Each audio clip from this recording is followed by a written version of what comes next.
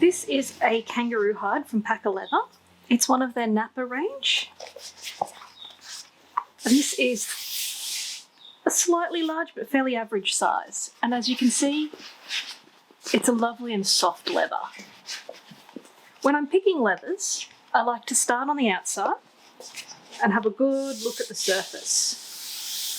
And on this one, I can't see any marks. If there was a mark that I was trying to avoid, I probably would just use a little leather pen circle around it so that way I can find it. Once I've looked on the hide side, I turn it over to the suede side to have a bit of a look. Now, there will be often a mark that is the actual size of the hide, and that's what this part is here. So on the back, often you can see if there's an area that hasn't worked as well, scratches, but this is looking really, really lovely. So there's nothing I'm too concerned about.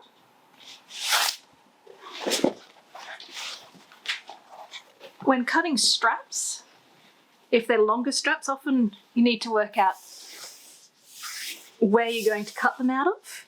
But with this pattern, I'm doing the straps in fabric, so that makes it a little bit easier. In terms of staying away from the edge, with kangaroo, only need to be a couple of centimetres. If you're using a bovine, sometimes it is better to come in a lot further and not go so close to the edge. With leather, there's no grain, so you don't have to worry about lining the grain line up.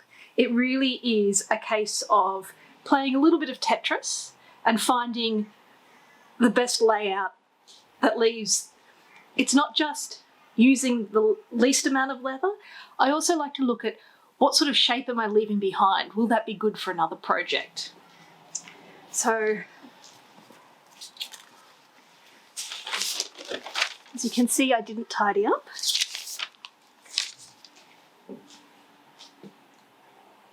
So in terms of layout,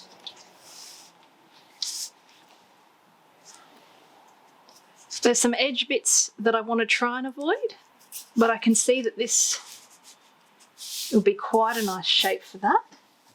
I like to use pattern weights. And in here,